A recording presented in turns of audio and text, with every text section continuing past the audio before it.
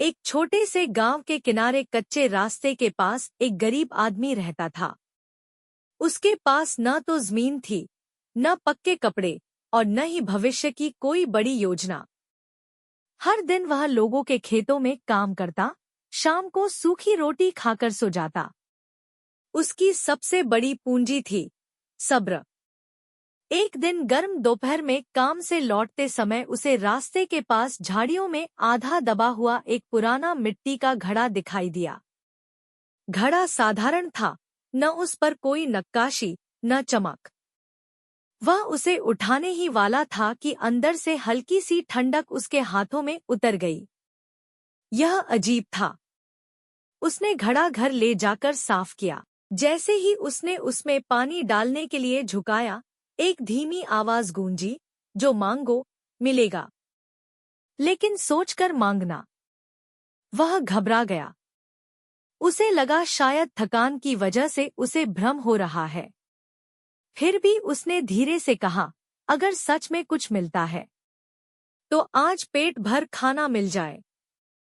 अगली ही पल उसके सामने ताजा रोटी, दाल और सब्जी रखी थी। उसकी आंखें भर आईं। उस रात वह पहली बार बिना भूखे सोया। अगले दिन उसने घड़े से अच्छे कपड़े मांगे। कपड़े मिले। फिर उसने एक छोटा सा घर मांगा, मिट्टी का लेकिन मजबूत। वह भी मिल गया। अब गांव के लोग उसे देखने लगे। वह खुश था, पर भीतर कहीं एक खालीपन था। कुछ दिनों बाद उसने सोचा, क्यों न बहुत सारा धन मांग लूं। जैसे ही उसने यह इच्छा की, घड़ा कुछ देर खामोश रहा। फिर वही आवाज आई, धन मिलेगा, पर उसका बोझ भी। अचानक उसके घर में सिक्कों के ढेर लग गए। पर उसी दिन गांव में बातें फैलने लगीं, शक, ईर्ष्या और डर।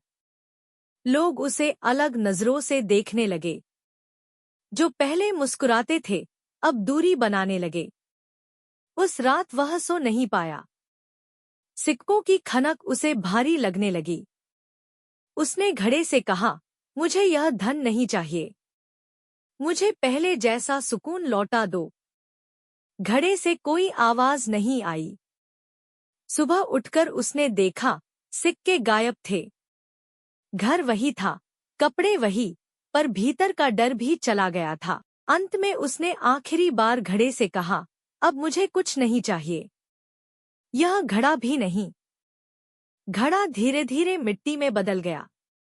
वह आदमी फिर से गरीब था, लेकिन अब उसे यह समझ आ चुका था कि इच्छाएं पूरी होना सुख नहीं देता, बल्कि उन्हें समझना देता है। और उसी समझ के साथ वह पहले से ज्यादा शांत जीवन जीने लगा।